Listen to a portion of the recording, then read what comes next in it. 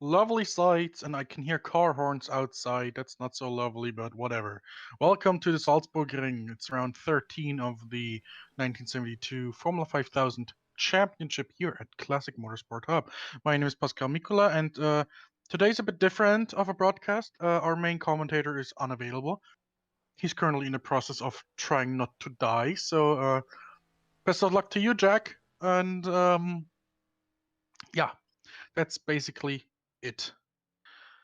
Anyway, Um, yes, we're at Salzburg. It's round 13 of the 14 round championship. We're in the penultimate round. And we're still in qualifying. We're about 7 minutes away from the end of qualifying. And, well, the gloves are off. The championship fight is on. Speaking of which, let's have a quick look.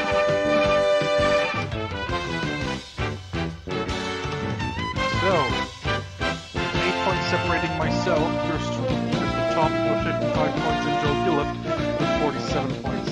Next up, Eddie's Batas, who will not be taking part in the rest of the season, on 40 points, with from Russia with 35 points in fourth. Those four drivers, myself, Joe, Eddie's, well, not really Eddie's, but German Korev, are still in the championship hunt. We'll talk about that in a bit. We got Juan Guerrero, Giovanni Centrame, very close to the top six. We got Bernardino, very consistent driver with 17 points. Coletta, Johnson, Locro, Jahoda, and McHugh rounding out the top 10 and 12 respectively. Then we got Lucas Gomes with 5 points up there, Matthew Oboyski with 4 points from the US of A, Jessica Pelletier from France with 4 points, Demi Kuratko with 3 points. Matthew Sibagnoni, who was supposed to drive today, but got called up for a shift when one of his co-workers got injured again. So he's not here today, so his points tally of 3 points will remain unchanged. Cesarius Schlapinski, who had a beautiful debut here at CMH last time around in Silverstone, hails with 2 points and 18th place. Then we got Owen Potter from England with 2 points, Steve Velocity with a single point, and Halil Sahin rounding out the field with another single point. So we're currently 6 people on the server out of a total of 8 who are supposed to come. So missing are currently still Steve Velocity and Turkey's Ulaş Gungor, who made his debut at the Avenisto race in the Nordic Challenge Cup this past Wednesday. Okay, quickly before we head further into the we're currently on board with Anderson Bernardino, and well, he had a little bit of a wild ride there. Currently the standing qualifying are that Joe Gillett, the championship hunter, is currently on pole with a 109.957, very, very fast. In front of myself with the 111.2, so there's a whole second and then some separating him and me. Third is German Korev with a 111.062. Fourth is Owen Potter with a 112.0. 113.1 for Anderson Bernardino, and rounding out the field 116.7 Matthew Oboyski. So we're not looking at the massive field today, as that is again, that looks to be again, that's Anderson Bernardino going off in the, I think that's the west corner north. I actually know. I think that's the west turn that he just went through there. And I just see this overlay again. Our director Paimon, could you please turn off that overlay, that Discord, if you don't mind. Anyway, while we're at it, as soon as he did that, beautiful, thank you very much. Let's have a quick look at the track, which we are, the 6 of us are going to be conquering tonight. The Salzburg Ring. If you took part in the Rennsport Hub, the first season of Rennsport Hub, when we did the DRM cars, the Division 2s, you know this track, because we've been there. 4.2 kilometers long, 2.6 miles, 10 turns, 30 laps, that equals 127 kilometers, or just under 80 miles in total race distance. And it's a very, very fast track. And the corner I would like to, the corner I think is the most important one, is on the bottom left, that fast flowing right-hander. You really need to get that one right. Otherwise, your day is very much over. I mean, your day can be over in any of those corners, but if fate decides that it's not your day in that corner in the bottom left, you better call an ambulance before you get to the wall, because that one's gonna hurt a hell of a lot. Now, back to the action. There's 3 minutes, just 3 minutes left to go in qualifying, and German Korev is having a massive run. He's currently got a 1:11.062 on the board. He's looking to snatch that second place on the grid, and well, I completely understand why. There's only 4/100ths of a second separating him and myself.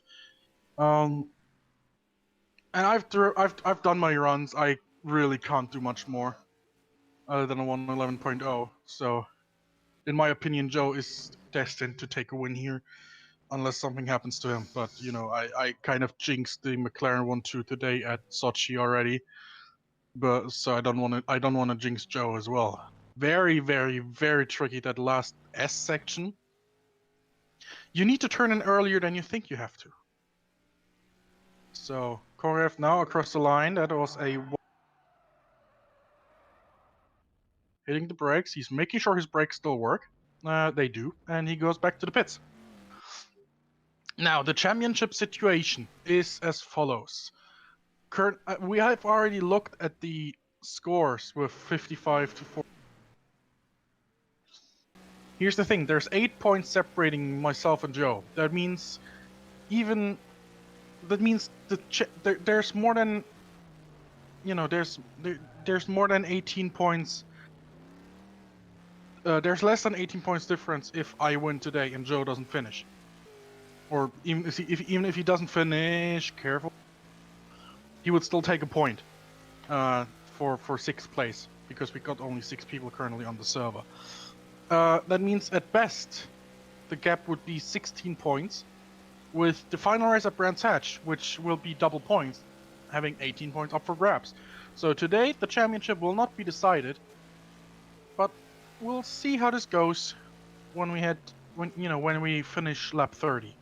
Because here's the thing, if I don't finish, if I'm last and Joe wins, there's going to be a tie in the championship with both of us on 56 points, going to Brands Hatch to the final race. That will literally be a winner-take-all situation. Edis Batas, as I already said, he doesn't take part in the rest of the season, so he's kind of out of the equation. He will sit on his 40 points come what may. But the only other driver currently still in the hunt, and who hopes to remain in the hunt after today, is German Korev. And off goes Bernardino, loses the front wing, and that's a run done. And there's only 10 seconds left. I don't think the only person who is still on a run right now is German Korev. Let's have a quick look over on him. Looking good, looking good. He is on his first flying lap on the run, and that's the only one got. Speaking of which, so German Korev, he is currently 20 points behind in the championship. If he wins today, and neither Joe or myself finish, so it's 5-6 for Joe and myself as he goes into that hairpin there. Very tight, actually. It's tighter than you think. Oh, very slidey. He turned on a bit too late, missed that little point, slides through the final corner. Let's have a quick look. Qualifying is over, checkered flag is out, and that final lap for German Korev, 1:11.341. So qualifying order as it is right now will stand. German Korev will basically be, he has to win today, and he has to hope that neither Joe or myself finish, so that we go in the lowest places. If that doesn't happen, and it's highly unlikely, but not impossible, if that happens, German remains in the championship fight going into the final race. If not, then it's just Joe and myself. So that's basically that explained.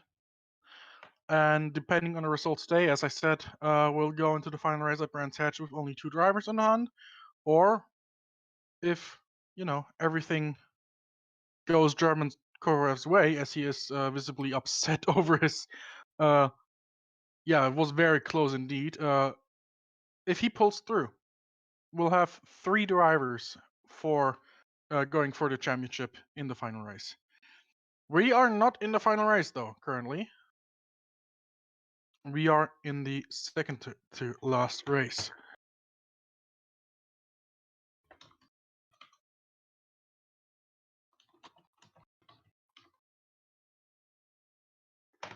Now,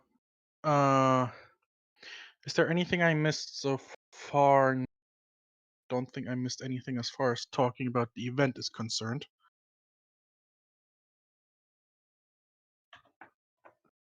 But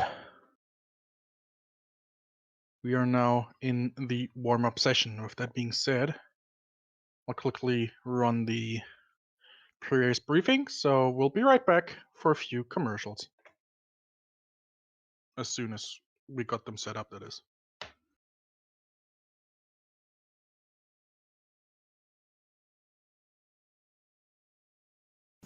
Starts behind the eyes, goes behind the head. I guess they're stress headaches. I get them right here. My head is just getting tighter. You're clenching your teeth. My daughter does help contribute to my headache. For fast relief of tough headache pain, now there's extra strength Tylenol gel tabs. All the power of extra strength Tylenol combined with innovative Gelco technology. Nothing works faster. It goes away really, really quick. I feel clear-headed again. Work fast for me. Tylenol gel tabs, the newest form of powerful pain relief. Works. Presenting Bandit. Pound for pound, he uses more energy than most dogs twice his size. That's why we make Mighty Dog. It has the perfect balance of nutrients he needs. It makes your dog a Mighty Dog. At your local True Value, finding someone to help you isn't a problem. Something that just can't be said of those enormous hardware warehouses. Find them, boys! This month at True Value, a twin pack of Red Devil Lifetime caulk is just $1.99, and our True Test True Seal waterproofing is just $4.98 a gallon. True Value. Help is just around the corner. Welcome back to the Salzburg ring after a short little break. Thank you very much, Paimon, for having set that up already. I knew I was going to have to use that. Anyway, so Joe Gillett is currently missing from the server. So we have 3.5 minutes left in the warm-up session. So we're just going to wait. No word from Joe yet.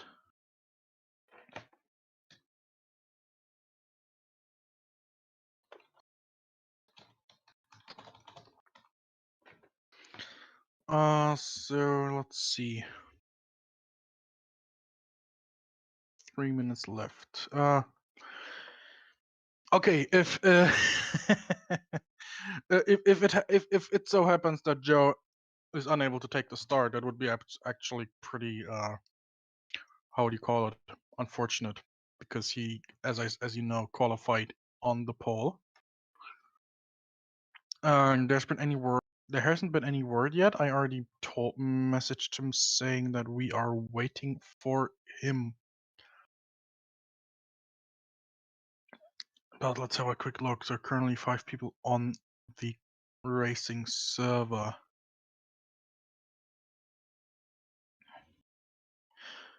As I said, the situation will be if I happen to win and Joe isn't able to take part, therefore doesn't score. There will be 17 points, actually, a gap between him and me, with 18 points being up for the taking at Brands Hatch. So at Brands Hatch, Joe would then have to win, and I would have to be outside the top 6 for him to become the Formula 5000 champion. But we'll see how this goes. We'll see. And we'll wait. Still no word from Joe. He might be trying to get back in.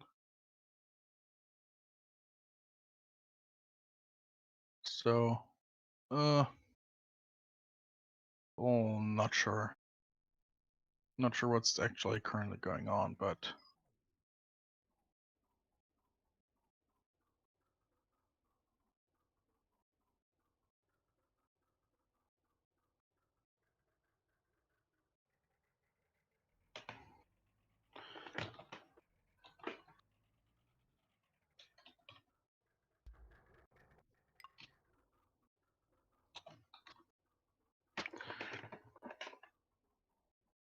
Anyway, as far as the race is concerned, be ready to just receive engine noises as you're simply because, as I said, I will be driving, so no, not necessarily much commentary in that context. Well, we can have a quick look at the cars again in case you're new to the series. For example, here you got one example. This is the 7 Lola T192. Hold on. We got. Hold on, it's gonna flicker a little bit. These cars are. Well, you got the McLaren of. Well, okay, now we're back at the Lola. These things are. They look very similar to Formula One cars of the era, which is kind of the point. They're open wheel cars, as you can also see, because they got no fenders. They got their little wings on the front and the back, and they got 5-liter engines at the back as well, producing around something between 400 and 500 horsepower. With slick tires, old slick. These are also old slick tires, so they need their time to warm up. But well, what else can I say? It's basically Formula One, but instead of the high revving 3.5-liter engine of the time, or not 3.5-liter, 3-liter engines. My bad. You got 5-liter engines, more less sophisticated engines, but cheaper. If that makes sense, it's a cheaper alternative of Formula One.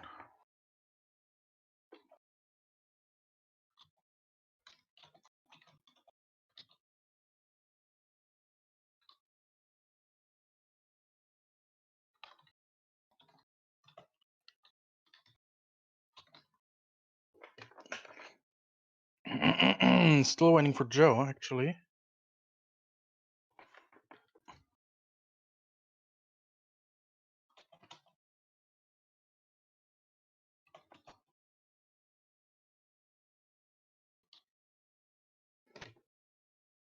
I got still 4 minutes left. Yeah.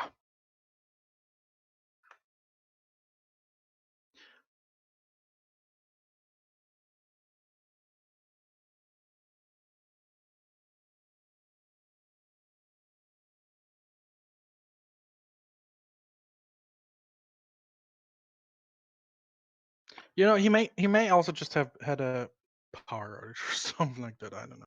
I don't know what happens over there in Great Britain. Anyway, yeah, let's have a. Speaking of which, let's quickly have a look before we go. I forgot one thing. I forgot to mention one thing, and that, of course, is that this stream is also brought to you by our valuable partnership with SimRace 247. Hence the watermark at the bottom right. Sim racing is for everyone is the slogan, and completely agree with that. So you're welcome to have a look at simrace247.com as well. Quite a good news source as far as modding and other organized sim racing is concerned. Coming up soon at Classic Motorsport Hub. Before we go into the race, let's have a quick look at what happens in the future. Of course, we got on October 10th the final race of the Formula 5000 season at Brands Hatch with double points. The grand finale of F5000 with the 2021 CMH Racing season coming to a close slowly. Obviously, the seasons are coming to a close as well. Expect a announcement of our 2022 season sometime soon. Soon, trademark. Next up, a week later, the 1979 BMW M1 Pro Car Dijon Grand Prix event, counting towards the Classic Motorsport Top Gold Star Award. This is the 9th of 10 races on October 17th, and I should have remembered that typo in in the picture there. It's not 25 cars; it's more like 15 actually. But yeah, come have a look at the Classic Motorsport Hub forum at classicmotorsporthub.boards.net for more information about this event. The server will actually open right after this event, with the entry list opening on October 3rd. And finally, the final race of the 1969 Nordic Challenge Cup at Falkenberg in Sweden. The final race of the championship where, well, it's going to be decided between myself and Wilmer Johnson. 5-liter sports car versus 3-liter prototype. Who knows what's going to happen? On October 20th. And was there anything else I was going to mention? Well, I'll mention that at the end of the race, because this is really a big one. All right. So I'll just have a quick look. 25 seconds left in the warm-up, and then we'll go through the race. It looks very much like Joe just went offline, lost connection or something.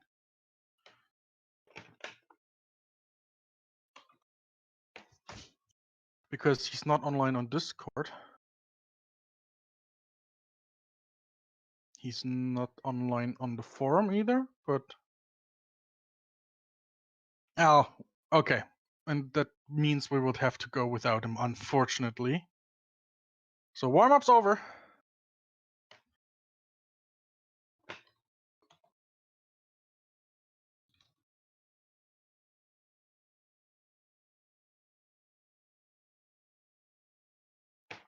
And now we'll have, well, we'll go for another 10 minutes of recon ups, because I didn't expect to have to restart the warm-up twice for Joe. So when the green light goes on at the end of the pit lane, the cars are free to go out on the track.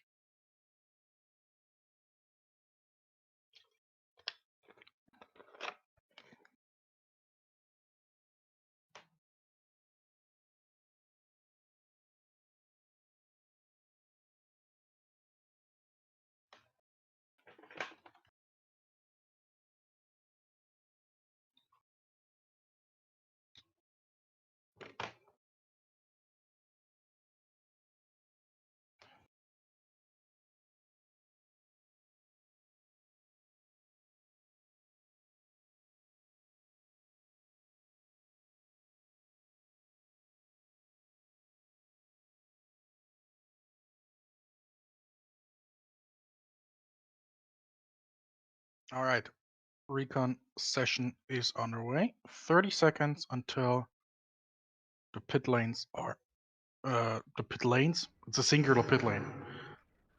30 seconds until pit lane is open.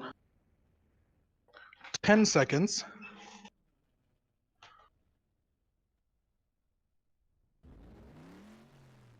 3 seconds.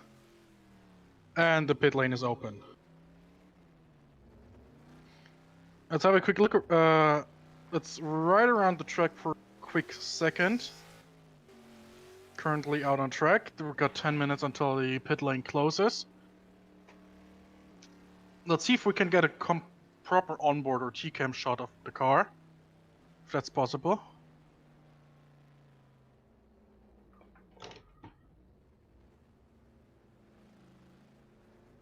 Or something like that. Yeah, I guess that'll work. Or I don't know if the driving camera is there. Yeah, that one's good. That gives you a good overview of what's ahead on the track, actually. Now, we're currently on the back straight. As you know, the rules say you have to go through the pit lane in order to do more recon laps. So this is the back straight. It's not as straight as you think, although we take it flat out. Then comes this west-south, I don't know, corner, this devil of a corner. You just downshift down into fourth, put your foot on the floor, and just hope that it sticks. This is, I call it a hairpin. It's really not. But the exit is very important because you have to switch right back to this S section, where you can lose a lot of time, which is also where this is the trickiest part of the circuit. and back on the front straight. Of course, I have to go through the pits, so we can have a quick look at a full, I would call full speed recon lap, because a lap around this track is just over 1 minute and 10 seconds. So it's a very quick lap. Let's have a quick go. Up to 200 Ks, 4th gear. You're flat out through turn 1. This is turn 1. This isn't really a turn. I haven't considered it a turn. Turn 2 is this tight hairpin. Again, the exit is very important. It's also very important to not spin out when you're on the throttle. Up into 5th gear again. Turn 3. On the back straight. Reaching speeds of over 280 kilometers an hour in qualifying. We're currently at 274. Again, down into 4th. Just hit the grass a little bit. You don't want to hog the inside line too much, but you also don't want to hit the grass on the outside. Turn 5. Or actually, it's more like turn 6 or turn 7. And got turn 8, turn 9, and turn 10. Of course, this very tricky S-bit. You can, as I said, if you lose too much time here, you'll have a bad run on the front straight, and you're setting yourself up for an overtake. Now, the starting grid is right here. I am going on to the second position, and we still have the lights on top, like in Formula 1, where they just count down, you know, the less minutes, like every minute or so, starting from 5-minute countdown, one of the lights goes out. So, Owen Potter is currently still on track as well as German currently going through the pit lane. Oh, we get a message in.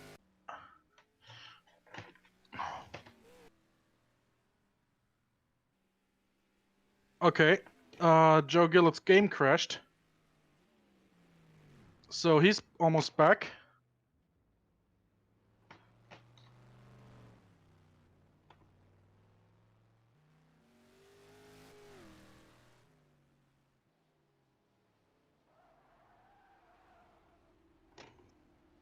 So this is gonna take a while. We'll reset the server. We'll reset the server, Joe. Don't you worry. We'll get the whole. We'll restart the weekend. I will save the quali file. Actually, I should probably save it on my local machine.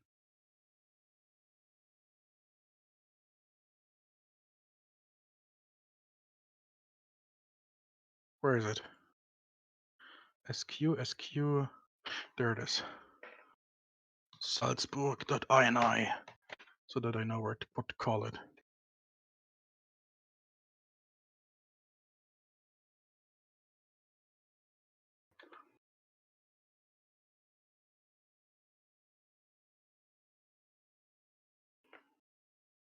Okay, server's getting reset now.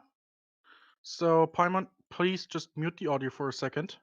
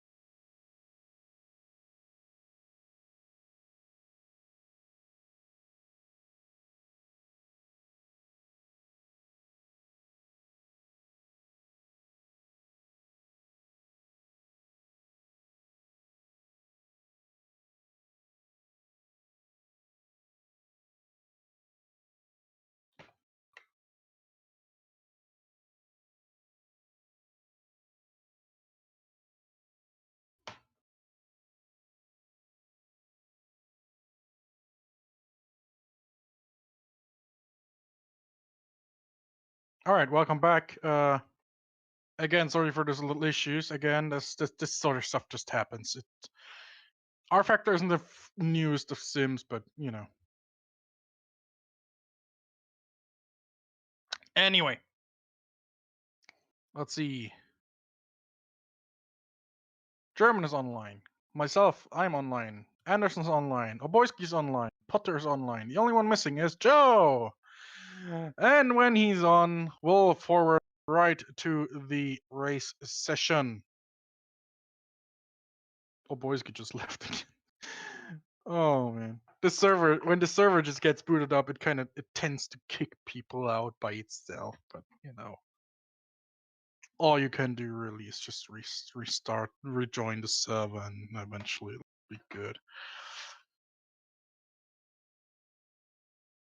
Now, I got tagged on Discord. What could it be?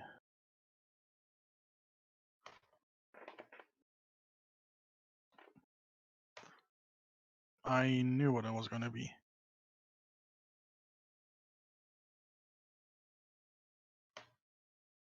So we're looking for a race length of about an hour with well, wait, we only have 30 laps. 30 laps, about 1:15. Okay, 45 minutes. Okay, 45 minutes, not an hour. I thought we had 4 laps. I thought we had 40 laps again, but it's only 30 laps. We got about...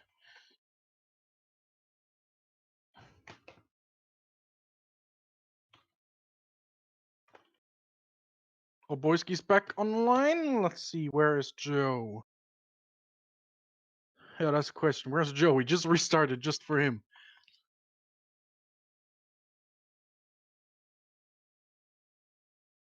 Okay, he's online, so you read it. That's good. There he is. Hey!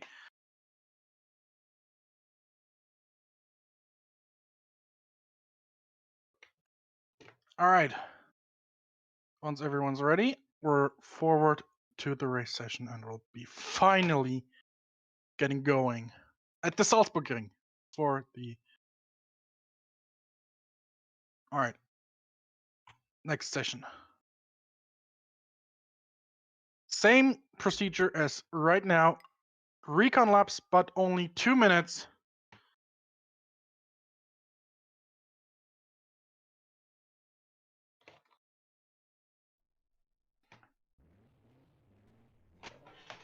Let's get back on the grid real quick. I'm going on.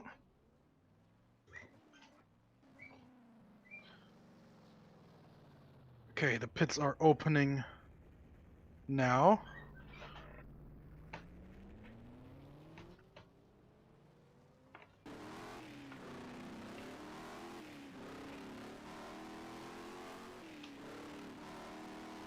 All right. Another mistake on my end. Apparently the game ignored that I set the recon timer number 1 to 2 minutes. It just reset itself to 10 minutes. So we got plenty of things to talk about.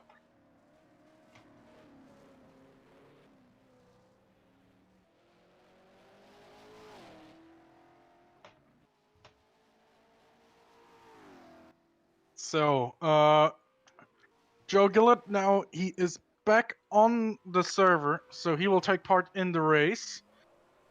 So basically everything I was talking about 10 minutes ago about the championship and how it's gonna look if Joe doesn't score or whatever, all of that flies out straight out of the window. Because with only 6 cars taking part, even if you crash out on lap 1, you're gonna get a point because you're gonna be classified 6th. With that being said, you don't want to just score 1 point. You want to score 9 points for winning. So, and those 9 points are going to be 30 laps into the future.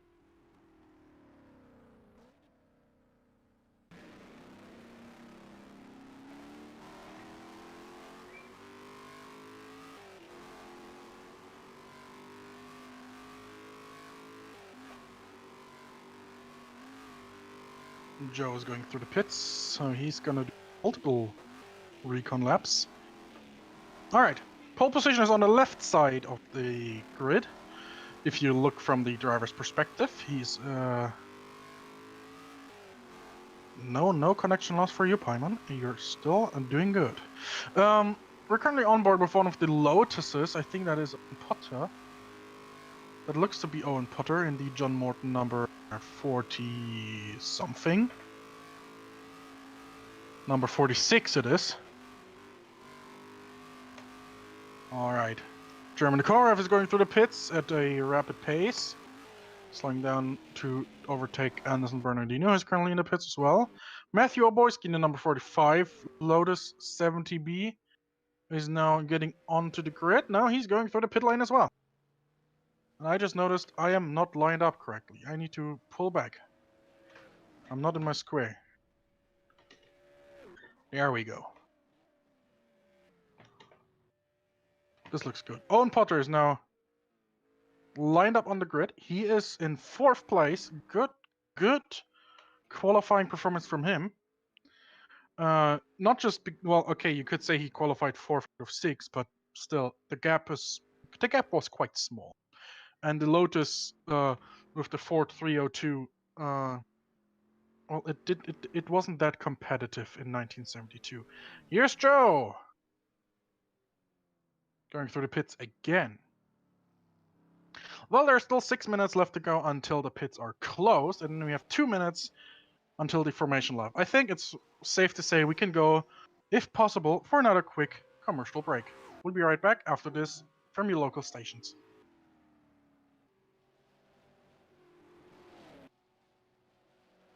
NBC's Sunday Night Movie will return following these messages. Now the Martin Short press conference continues. Yes!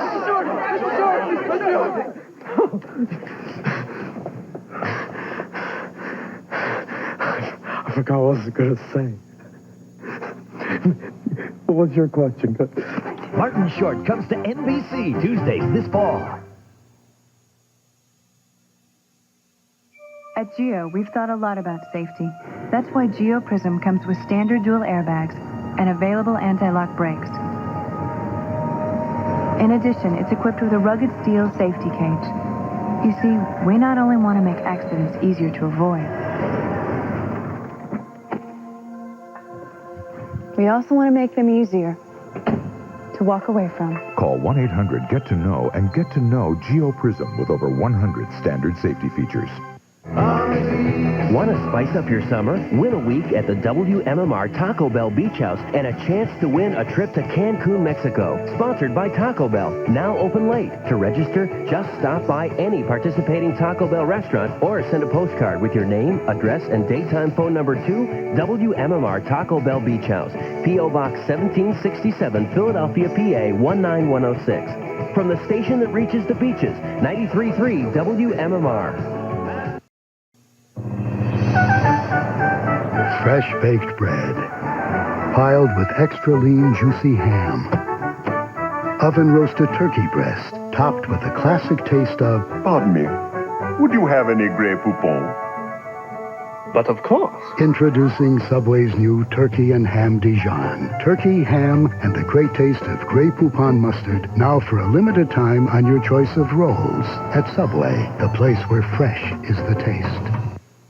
One of the ways Ryder makes your move easier is by renting trucks with automatic transmission. Because moving doesn't have to be an uphill battle. Ryder, we're there when you need us.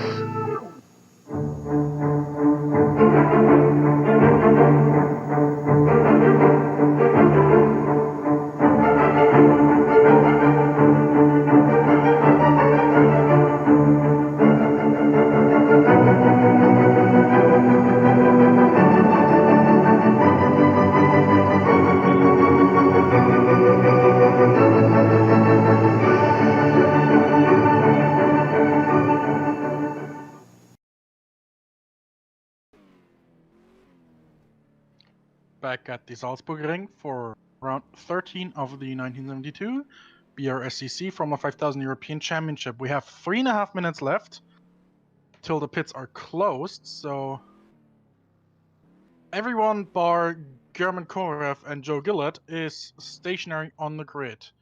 And I am about to be corrected because here we have the championship runner-up, Joe Gillett, taking his pole position and switching off the engine. So the only one missing now is the Russian German Korev. He got wheeled back into the garage.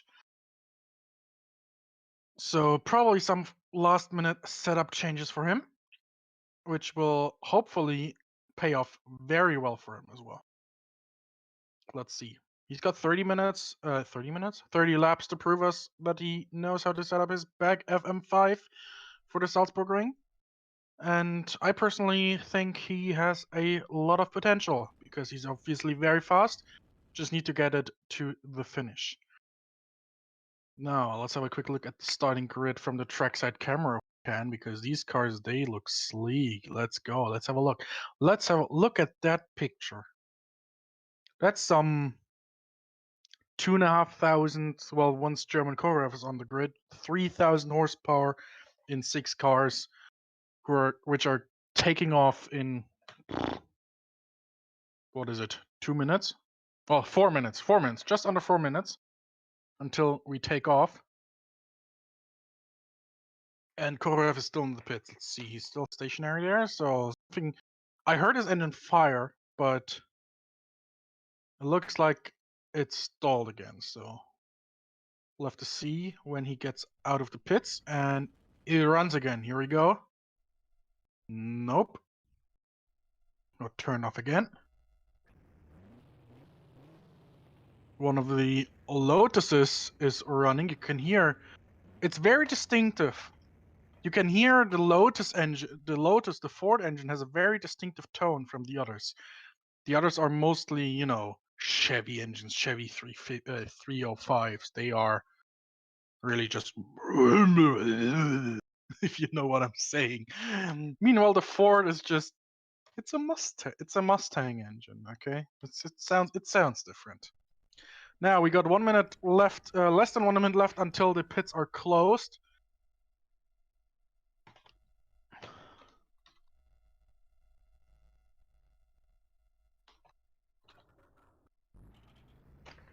"30 seconds until the pits are closed. German Korev needs to get on now, and he is coming out of the pits. Yeah. And then we got 2 minutes until it is the formation lap. He's currently out on track. Very good. Very, very good.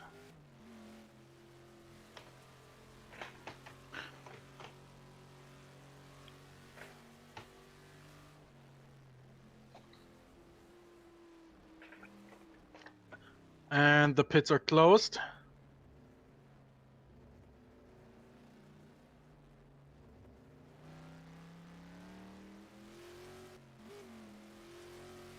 And German is about to, yeah, he's currently on a back straight, so we'll see how this goes. 40 seconds to go.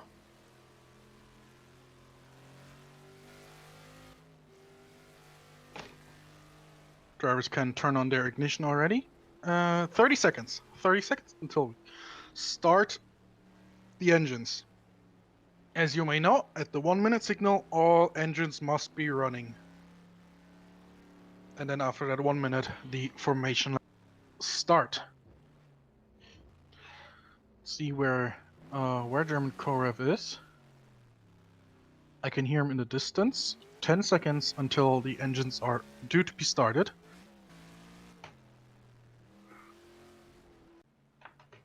And engines will be started now.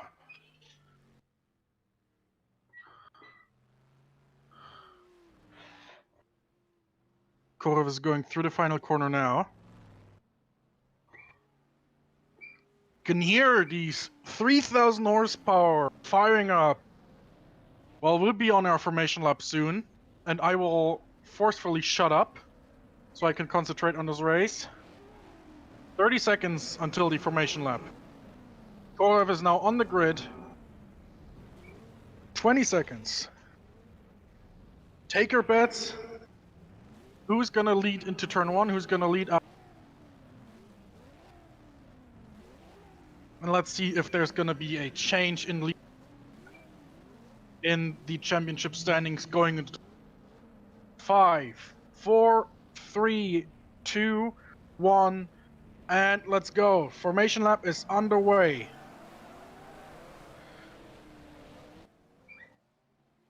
On the pole, Britain's Joe Gillett in the Elfin MR5 with the Holden V8. Second, it's yours truly, Pascal Mikula from Germany in the Lola T192 with a Chevy engine. Third, German Korev of Russia with a Bag FM5, also with a Chevy engine. Fourth, Owen Potter in the Lotus 70B with a Ford engine. Fifth, Anderson Bernardino in the McLaren, I think it's an M10B, yes. The M10B and the M18 are obviously very similar, but let's see how this goes for Anderson Bernardino. Also with a Chevrolet engine. And rounding out the field, it's Matthew Oboyski in the second of the two Lotus 70Bs. Also with a Ford engine. So the Lotus team is the only team that has both its cars entered in this race. Well, let's have a quick look. Let's have a look at how this looks after 30 laps. Very fast track. Very fast cars. Very dangerous cars as well, especially on this sort of track. Got 30 laps and well, I'm not only excited because I drive here, I'm very excited because, as I said, it's the penultimate race of the championship. We'll see how this goes. Joe Gillett had the advantage in qualifying, and as far as my calculations and estimates go, he will have the advantage in the race as well. So good luck to everyone, and dear viewer, please enjoy this spectacle of racing, 30 laps at the Salzburg ring. Let's go, we're coming to the grid. I will mute myself. Enjoy the show.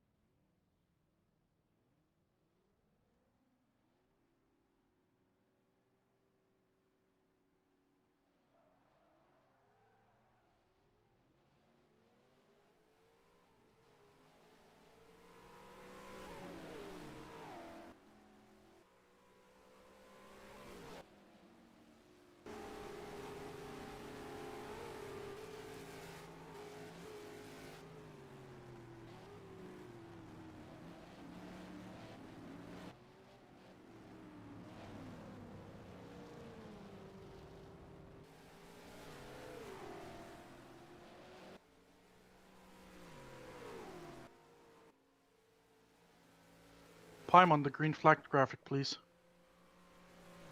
Oh, it's already gone, sorry.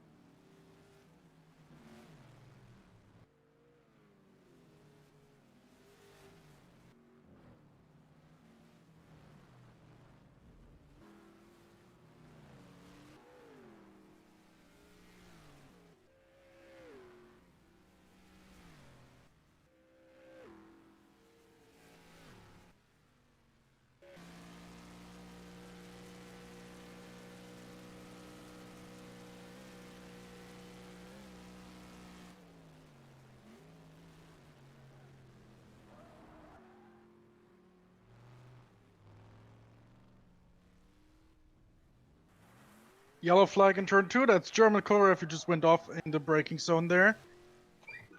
He just went off, he fell back, he's now 10 seconds back. And Owen Potter's also in the pits. He must have made a similar mistake a few laps back, and he's in the pits getting his car repaired. We're now in lap 5.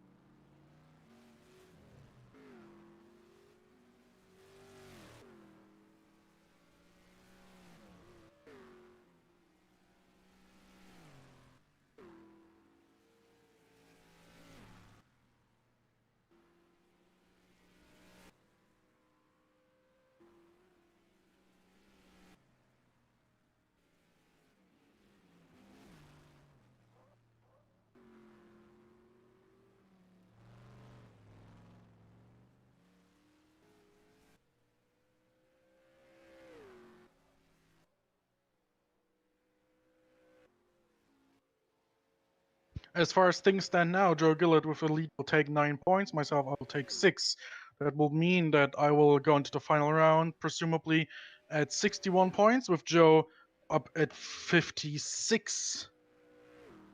That means the 8-point gap will be cut down to 5 points going into the final race, which again, as I said earlier, will yield double points. So that is a points difference that is entirely beatable.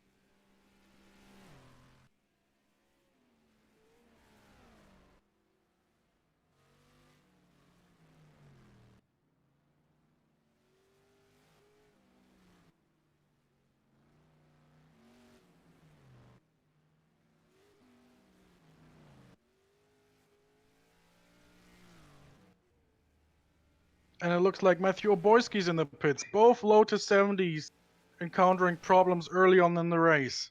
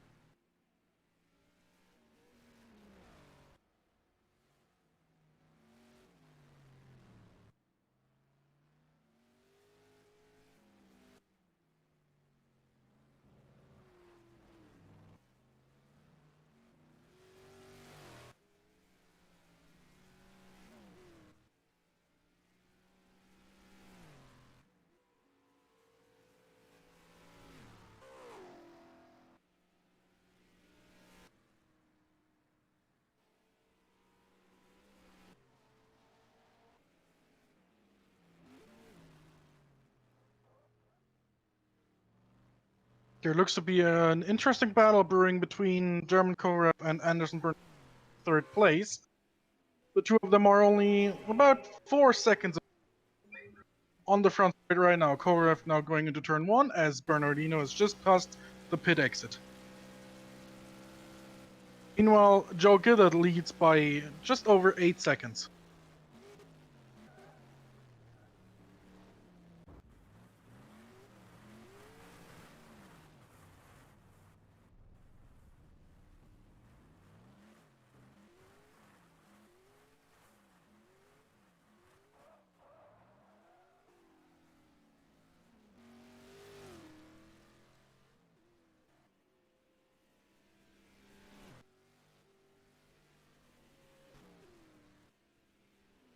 And it looks like Korev has gone off because Bernardino just went past. Yes, we saw it about a few seconds ago on the tally that Korev did indeed go off. I just saw it on my own little replay there.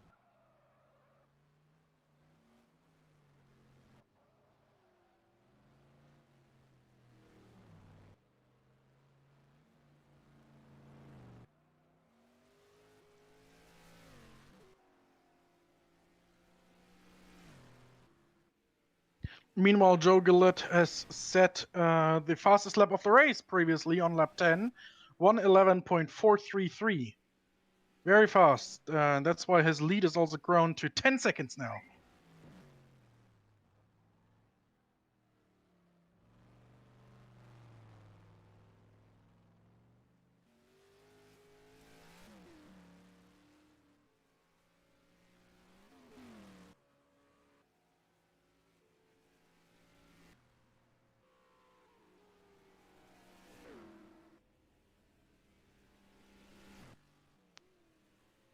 And the Russian drivers in the pits. Korev in the pits. So, yes, he must have gotten a puncture with that off he had a lap or two ago.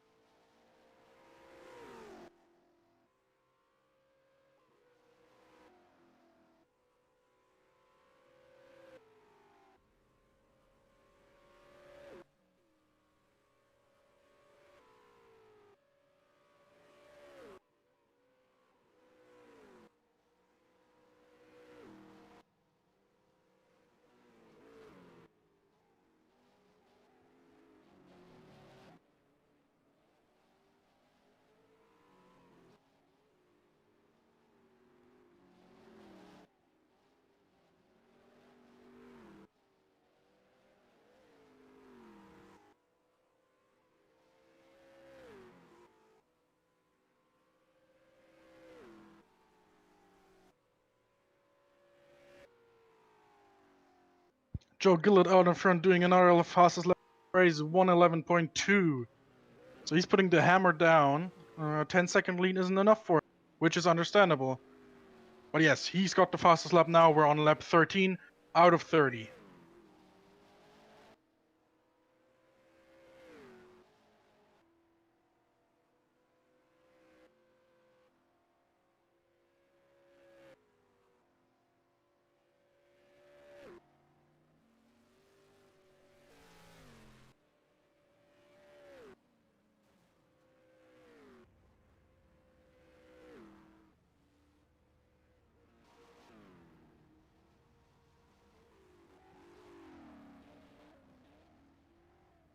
Yellow flag in sector 3. That is Matthew Oboyski, who has actually gone up over the barrier. Let's have a look at Matthew Oboyski. He is behind the Armco, so he has had what we in the field call a moment, and he's retired. He's out of the race. Matthew Oboyski, the first retirement of this race, and yeah, I don't know how that happened. We can have a look at the replay if possible. Yep, I think we already did. I just see it on my own little screen there. But yeah, Oboyski is unfortunately out of the race.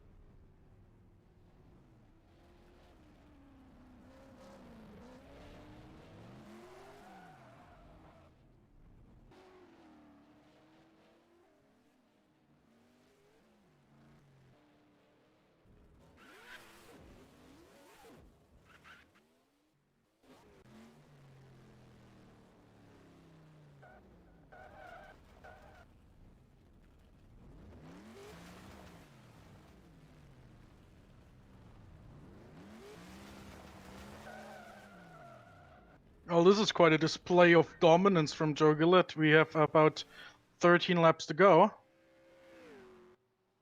And he's the only one who hasn't made any mistakes. He's flawlessly throughout the entire race. Everyone's made some sort of mistake. Bernardino being the latest victim of this track. Of course, I did as well. That's why I fell back behind him. And Joe Gillett is just he's so far ahead of me now that he's actually behind me. He's about to lap me. So take your hats off for Joe Gillett from Great Britain, who has absolutely mastered throughout the entire year, after all, the art of Formula 5000. Congratulations to him already on this one. Nothing can go wrong for him as far as I see. The gap to second place, myself, being 1 minute and 7 seconds. And as you know, with a lap being only about a 1 minute 11 for Joe at least, that's almost a whole lap. Now, that doesn't take away from the championship standings. Let's calculate those real quick with 12 laps to go. So we're currently sitting at 55 to 47. I will get 6 points. That means it's 61 to Joe's 9 points extra. 61 to 56. So it'll be, yeah, a 5-point lead going into the final race. And given that the final race yields double points, all Joe would have to do is win the race in Brands Hatch then to become champion. Because the final race at Brands Hatch yields double points. That means 18 points for the winner, 12 points for second place. If Joe wins, well, Joe will win here. That's almost out of the question. And he will only have a 5-point gap in the championship going into the final race. If he then goes on and wins Brands Hatch, he's champion, no matter what I do. And honestly, I can't even complain. He went in from the first race to the final race and completely devoted himself to this championship. And I would say he absolutely deserves this one. Because the thing is, the gap between first and second place at Brands Hatch will be 6 points. So if he wins here, I come second here. That'll be 5 points going into the final race. Difference. If he then wins at Brands Hatch and I come second, he will gain 6 more points than me, which means he will win the champion. He would then, well, let's just talk in hypotheticals because you never know.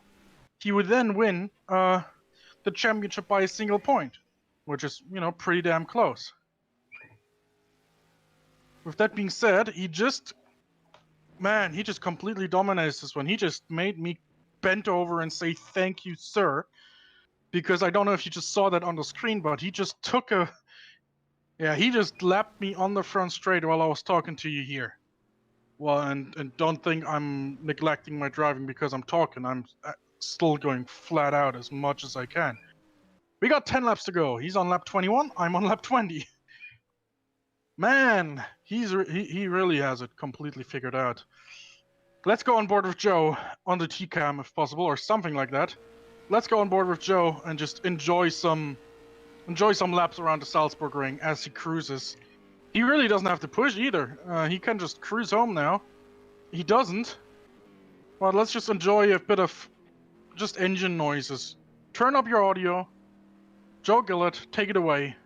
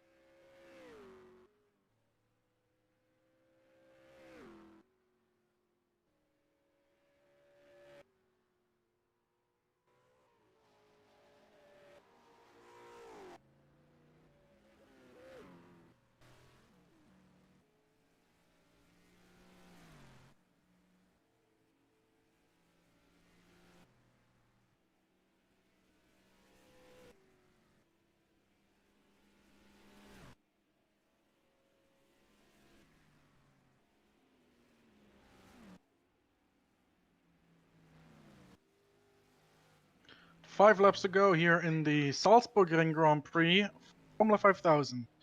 The standings are Joe Gillett leading comfortably in front of Pascal Mikula, over a lap ahead in front of Anderson Bernardino with consistency and not the greatest of pace, but consistency. Bernardino has gotten up to P3 again for another provisional podium.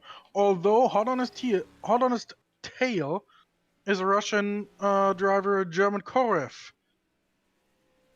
Only about 5 seconds or 6 seconds behind him. And Owen Potter is 5th and currently the last running, with the only retirement of the race being America's Matthew Boyski. Lap 27 now of 30. And yeah, Bernardino and Korev are now, well, they're almost, as Jack Morelli would say, they're bumper to bumper. And Joe Gillett has a front row seat for that little battle as he comes up to lap them. Let's have a look on board with Joe. How that one goes. And they are really side by side now. I mean, they're really just right behind each other. And Korev is past now, for now. And here comes Joe, coming up to lap both of them. Very, very tight. But it looks like Bernardino is falling back a little bit. As he may need to just make some space for Joe to lap him. 3 laps to go. Now, lap 28 of 30. And Bernardino's now 2 laps down. He's still just a short distance behind German Korev. Well, that was an interesting battle for.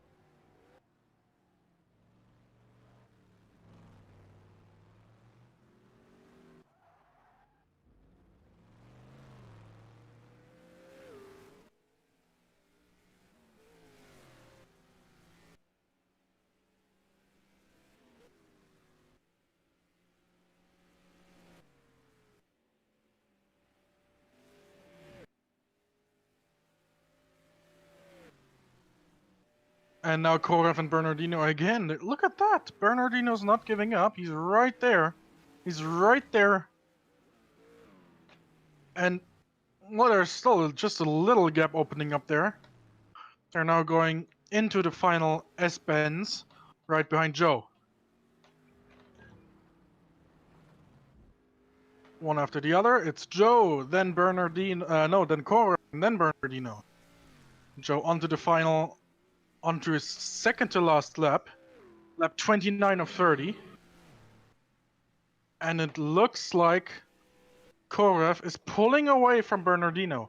Not really surprising if you look at the trap speeds, because German Korev has had the fastest car on the straight line by quite a margin. 288 Ks. Joe Gillett's 287. Next up is Bernardino with 285. Then it's only 3 kilometers an hour difference. It is a difference. Then come Potter and myself with 281 each. And the slowest car in the straight was Matthew Boyski. Only got 272 on the clock before he was forced to retire after a crash. Now, Joe Gillett going into the 180, into this quick 180, entering the final S-bends on the penultimate race of the Formula 5000 Championship. What a performance from Joe Gillett. He's on it. There he goes. Final lap for Joe Gillett. And it looks like he is actually, well, he may be slowing down. I'm not sure. The timing screen says otherwise, because he had probably just now or a lap before put the fastest lap of the race with a 111.110. So Joe Gillett is about many things, but he ain't about slowing down. That's for sure. He's going time going onto the back straight for the final time. He is actually just cruising now. At least it looks like that on the map. It doesn't sound like he's cruising down.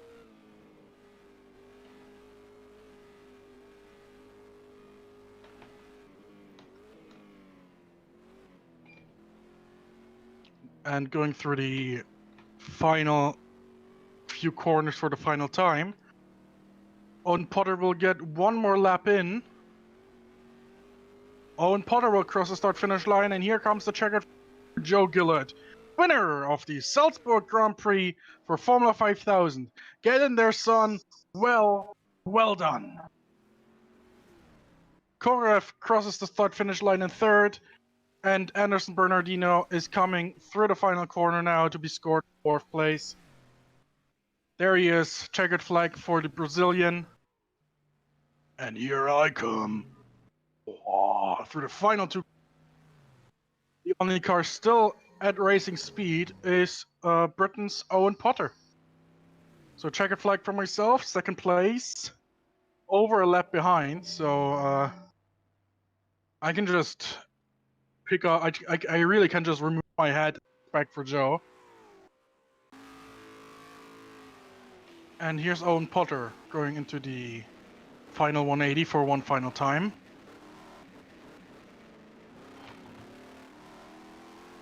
Going through the S-bends, and Owen Potter rounds out the running field in fifth place. There he comes. Checkered flag. The flagman had to wait for quite a time, but here he is, Owen Potter. Race is over. Potter fifth place, 2 points. Well done.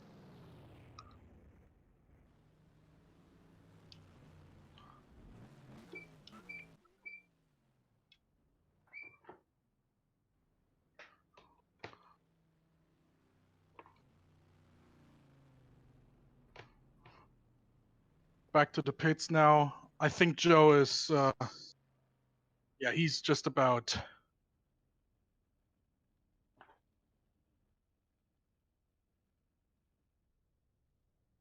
Yeah, just cruising on the back straight now. And it looks like Joe had his birthday just recently, because he just said it was a nice little birthday present. Birthday dub, as he conned it.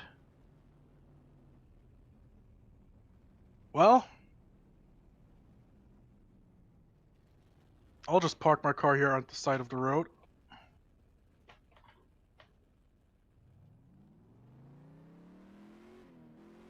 Let's have a look at what Joe's doing. He is cruising back to the pits now. Well, not cruising, he really started pushing.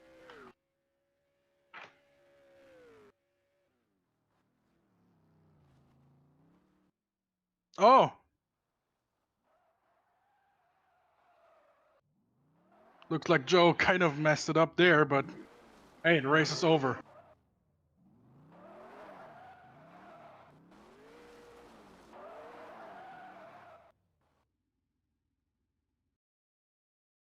Well, here we go. Joe Gillett taking the win, and another 9 points for him. That is... Whew. Let's have a quick look. How many wins in a row is that now for Joe Gillett? So he won the...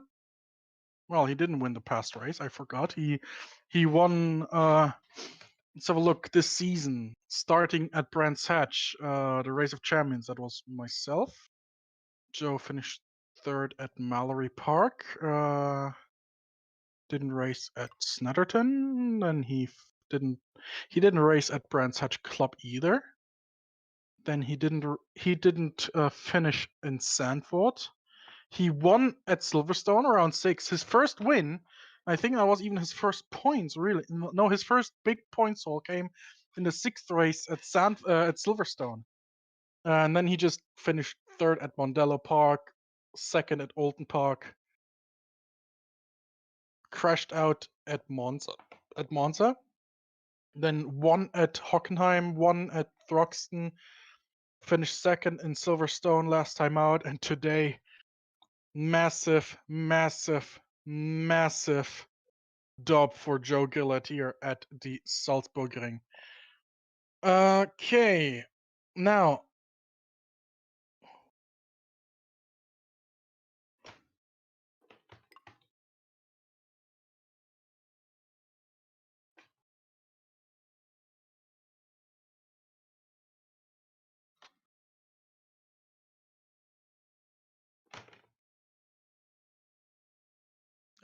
let's have a quick look. Yeah, that's the official results. It looks like Joe Gillett winning. I need to go on live races real quick because I want to read the stuff out.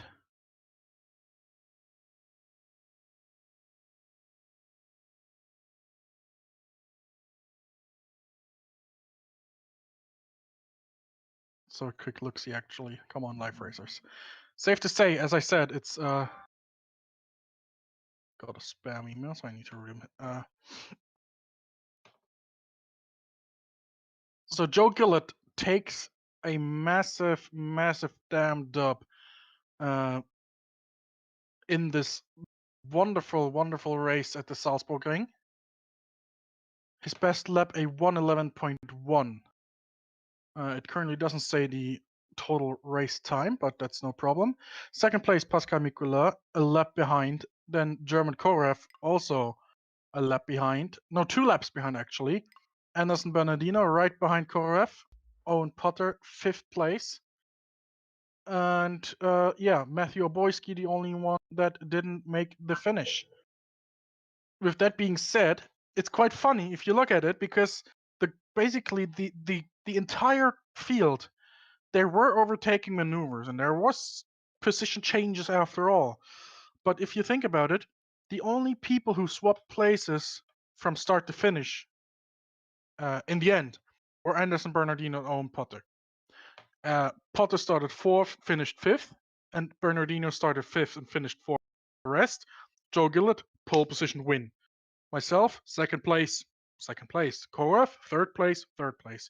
And Matthew Oboyski, well, okay, he started 6th and finished 6th as well by unfortunately crashing out. Anyway, that's the race done.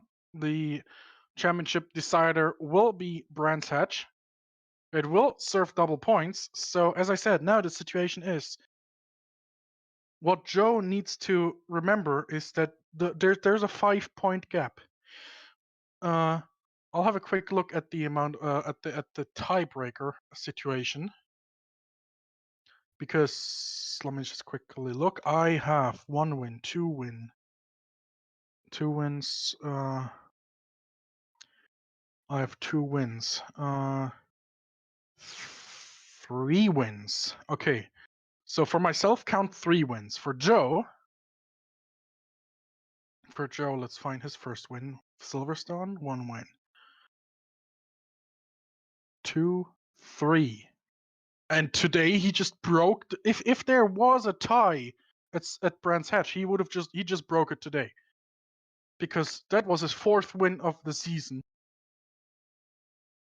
And yeah. So yeah.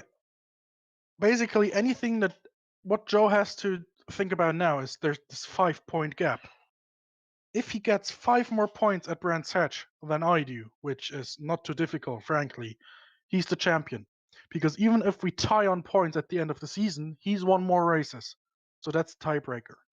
If he finishes first at Brands Hatch, it's all over.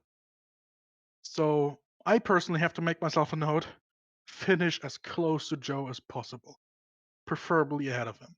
But that's in 2 weeks' time, 3 weeks actually. Speaking of what's happening in 3 weeks, let's have a quick... No, it's actually in 2 weeks. Oh my goodness.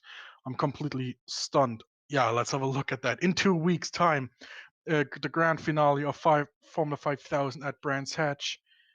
Double points finale, the Brands Hatch final meeting on October 10th. So there's still over 25 cars available in the whole entry list. And my personal verdict is I've been kind of disappointed that those cars haven't gotten the love that they deserve. Because they're really great. They're really great to drive. And if you say they're just horrible, sorry, but you really need to set them up. You know. Anyway. So yeah, if you wanna help us out and provide a big field at Brands Hatch for the final race for one last hurrah, come join us in 2 weeks when we head to Brands Hatch. After that, we head to Dijon in France for 1979 BMW Pro Cars Spec Series. the penultimate race of the Gold Star Championship. And in the Gold Star, it's also between Joe and myself. However, we have a slightly bigger gap currently. Not 5 points, but 20. So we'll see how that goes. And then the final race of the Nordic Challenge Cup at Falkenberg on October 20th. That's a Wednesday, by the way. And that will be the penultimate race of the entire 2021 Classic Motorsport Hub racing season. It says final race of the championship there because it's the final race of the Nordic Challenge Cup. Now, we've talked about the 3 races leading up to the grand finale at CMH. And the one thing I wanted to talk about after the race is this one. Cue the drum roll, cue the slow claps, because on November 27th and 28th, we have the great final race of the 2021 CMH. And that is, some of you may know already because look at the calendar, not stupid. But for those that haven't looked at the calendar yet, November 27th and 28th, the Gold Star finale, the 1983 Silverstone 1,000 kilometer race. Sounds scary, right? It's Group C at Silverstone. Let's go. Group C Junior, and Group B. So, endurance racing, 1,000 kilometers. Come to the forum whenever it gets announced. We'll have everything ready. Build your teams. Look for your partner drivers. Everything. You got enough time. In 2 months, we're going to Silverstone for 1,000 kilometer endurance race. And that will be the final send-off of CMH in 2021. I'm looking forward to it. Pretty sure our director's looking forward to it. And yeah, this is gonna be a great one. Well, on that bombshell, I'm not gonna do another Top Gear joke. It's simply just, let's have a look at. Actually, there's no interviewees. What's going on? Oh wow, no interviewees, but we know Joe has done a wonderful job today. And as I said, Silverstone 1000, come join us. We're racing on November 28th. November 27th will be qualifying. So that's that. Anyway, with that out of the way, on that bombshell, it is see ya, so long, and good night from the Salzburg ring. Good night.